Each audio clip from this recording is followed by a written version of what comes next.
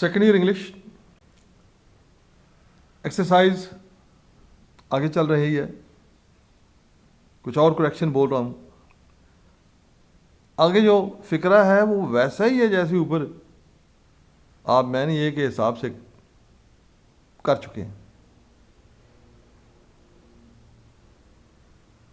मैंने ये के बाद ऐसे बता चुका हूँ, प्रोनाउन और वर्ब दोनों वाहिद होंगे।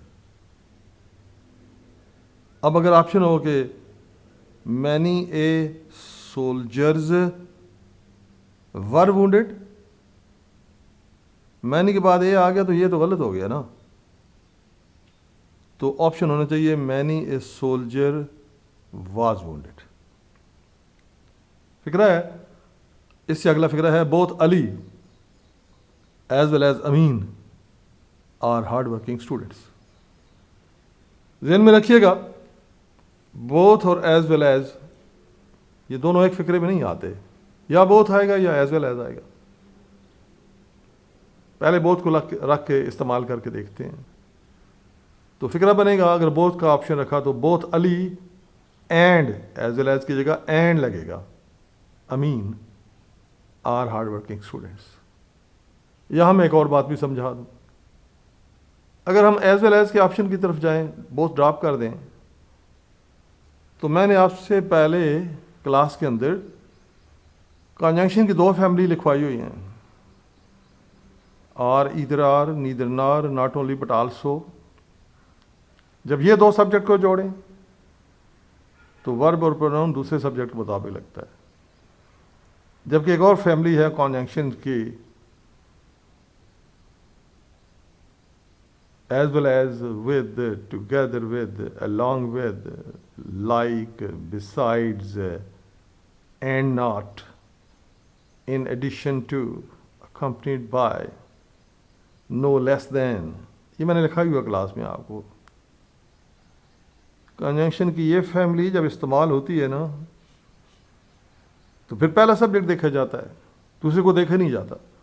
पहला सब्जेक्ट वाहिद हो तो आगे वर्ब और प्रोनाउन वाहिद होता है, पहला सब्जेक्ट जमा हो तो फिर आगे वर्ब और प्रोनाउन भी जमा हो जाता है। अगर एज वेल एज लगाएंगे तो फिर पहले सब्जेक्ट को देखेंगे, पहला सब्जेक्ट अली है, अली एज वेल एज अमीन। फिर फिक्रा यूं बनेगा, is a hard working student. फिर स्टूडेंट्स आगे जमा नहीं हो सकते, फिर सिर्फ अली की बात हो रही है। फिर फिक्रा बनेगा Ali as well as Amin is a hard working student. Student का एस भी खत्म हो जाएगा, सिर्फ अली की बात होगी। एज वेल एज की सूरत में सिर्फ पहले सब्जेक्ट की बात होगी, दूसरे का जिक्र सानवी है। आपको समझाने के लिए दोनों ऑप्शन बोल दिए हैं। बोथ रखेंगे तो अली के बाद एंड आ जाएगा और अमीन के बाद वर्ब जमा ही रहेगा, आर हार्ड वर्किंग। आगे नाउन भी जमा होगा, ऑब्जेक्ट भी जमा ही होगा, स्टूडेंट्स। फिक्रा है वे योर लगेजेस। कुछ नाउन जमा होते नहीं है, लगेज जमा नहीं होता, सीनरी है, पोइट्री है, मशीनरी है, ये नाउन तो जमा ही नहीं होते। तो एस नहीं आएगा यहां। वे आपने जो लिखा था या मैंने बोला था वो वजन वाला है ना, WEIGH, तो वे योर लगेज होगा, एस खत्म हो जाएगा। फिक्रा है the plane has landed last night. अब लास्ट नाइट वाज़े तौर पर पास्ट इंडेफिनिट का टाइम है। अगर पास्ट इंडेफिनिट का टाइम है तो पीछे पास्ट टेंस ही बनाना है। पास्ट टेंस में तो खाली सेकंड फॉर्म लगती है, हैज़ का कोई काम नहीं। तो फिक्रा बनेगा the plane landed last night. फिक्रा है she is working in this college for 2 years। Time phrase है, सिंस और फार के साथ जो टाइम फ्रेज होती है ना, अगर वो फिक्रे में मौजूद हो तो उसके पीछे हम यूजुअली या तो परफेक्ट फॉर्म लगाते हैं या परफेक्ट कॉन्टिन्यूस लगाते हैं। यहाँ परफेक्ट कॉन्टिन्यूस ही बेहतर है, तो इसकी जगह आ जाएगा has been. She has been working in this college for 2 years। फिक्रा है ही could not control on his anger. कुछ वर्ब अपने बाद प्रेपोजिशन नहीं लेते, जैसे रीच के बाद एट नहीं आता। फिक्रा अगर बोला जाए we reach at the station in time, तो फिक्रा गलत है ना। रीच के बाद तो प्रेपोजिशन लगती नहीं है, होगा वी रीच द स्टेशन।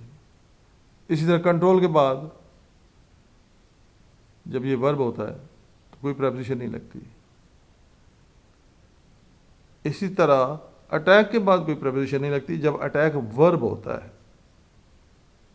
मसलन इंडिया अटैक्ड ऑन पाकिस्तान गलत है, इंडिया अटैक पाकिस्तान।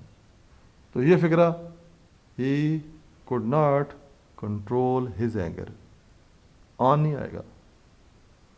फिक्रा है the king was adorned by the courtiers, courtier दरबारी होते हैं, अडोर्न परस्तश करना। But masses hated him. इस फिक्र में गलती ये है कि ग्रामर कहती है कि there should be no unnecessary change of voice, unnecessary change of voice in structure. जो पहली क्लास है उसमें पास्ट टेंस पैसिव वॉइस है, बट के बाद जो दूसरी क्लास है उसमें पास्ट इंडेफिनिट एक्टिव वॉइस हो गया। तो ग्रामर तो डिस्करेज करती है, इसको डिस्क्वालीफाई कर दिया इस स्ट्रक्चर को। लिहाजा दूसरे हिस्से में भी, दूसरी क्लास में भी पैसिव वॉइस ही होगा। तो फिक्रा बनेगा the king was adorned by the courtiers but hated by the masses. फिक्रा है he meets me at the corner of the street often. अब ऑफन जो है ना एडवर्ब ऑफ टाइम है, वक्त ज़ाहिर करने वाले अल्फाज जो वर्ब को टाइम की एक टाइम का रेफरेंस देते हैं, वर्ब के अंदर टाइम का अंसर शामिल कर देते हैं। वैसे वर्ब के अंदर टाइम पहले मौजूद होता है, वर्ब के अंदर टाइम मौजूद ना हो तो टेंस ही नहीं बनेगा ना, टेंस और टाइम तो एक ही चीज़ है। लेकिन बाज़ औक़ात वर्ब को मज़ीद क्वालिफाई करने के लिए उसके साथ एक लफ्ज़ लगा दिया जाता है जिसे एडवर्ब कहते हैं।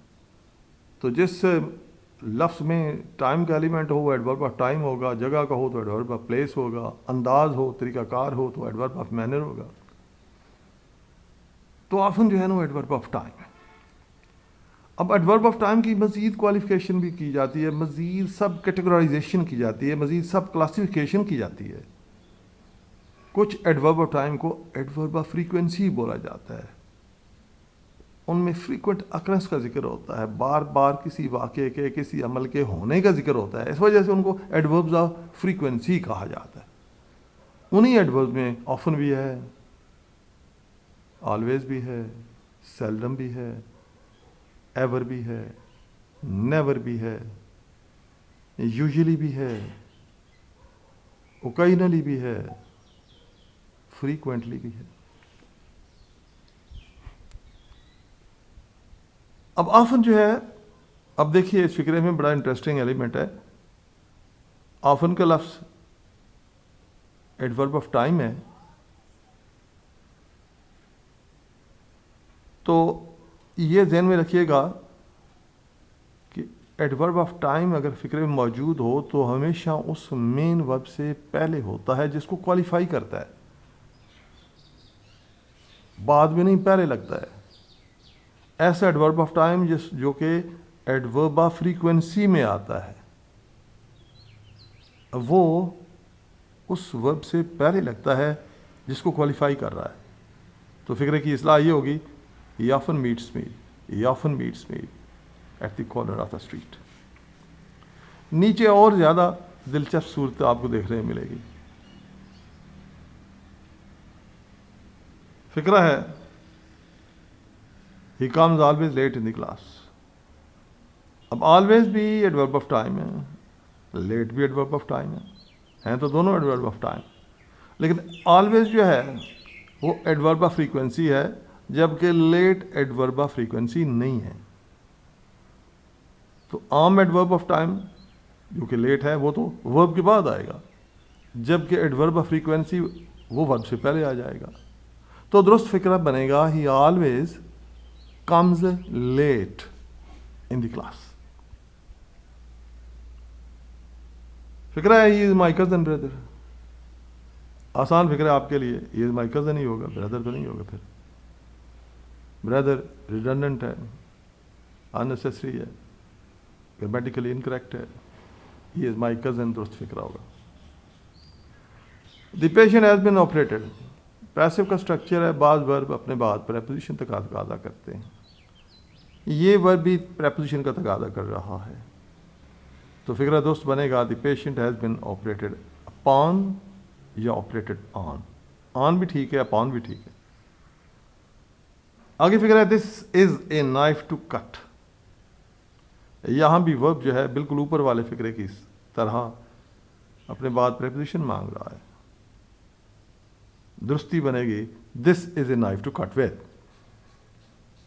फिक्रा है neither he read, second form है रीड की। अगर ये रीड की फर्स्ट फॉर्म होती ना तो इसके साथ एस लगा होता ही की वजह से। अगर ये थर्ड फॉर्म होती तो लाजमन इससे पहले कोई हेल्पिंग वर्ब होता, लिहाजा ये सेकंड फॉर्म ही है। तो फिक्र पढ़ रहा हूं neither he red nor understood a word of this point. पहले भी कई बार जिक्र हुआ आपके साथ ईदर आर नीदर नार, not only but also coordinate conjunction है। ये फिक्रे में मौजूद दो एलिमेंट्स को जोड़ते हैं, दो कंपोनेंट्स को जोड़ते हैं, दो इंग्रेडिएंट्स को जोड़ते हैं। सब्जेक्ट दो हों तो उनको जोड़ेंगे, वर्ब दो हों तो उनको जोड़ेंगे, ऑब्जेक्ट दो होंगे तो उनको जोड़ेंगे। जोड़ने का तरीका यह है कि नीदर एक कंपोनेंट का हाथ पकड़ लेगा, नार दूसरे का पकड़ लेगा, ईदर पहले के साथ लग जाएगा, आर दूसरे के साथ लग जाएगा, नॉट ओनली पहले के साथ लग जाएगा बट आल्सो दूसरे के साथ लग जाएगा। अब यहां सब्जेक्ट तो एक है ही, वर्ब दो हैं, रेड और अंडरस्टूड। लिहाजा नीदर और नार उन्होंने कोऑर्डिनेट करना है दोनों वर्ब को ही। तो नीदर लग जाएगा रेड से पहले, नार लग जाएगा अंडरस्टूड से पहले। तो फिक्रा बनेगा he neither read nor understood a word of this poem. That's all for connection today. अब दुआ भी करना ये अपलोड हो जाए कल की तरह, फिर फ्रस्ट्रेशन मेरे हिस्से में और आपके हिस्से में ना आए। God bless you. मैं आगे कोशिश करूँगा एक ट्रांसलेशन की एक्सरसाइज को भी अपलोड करने की, बशर्ते कि ये अपलोड हो गई, इसलिए दुआ भी कीजिएगा। हाफिज़।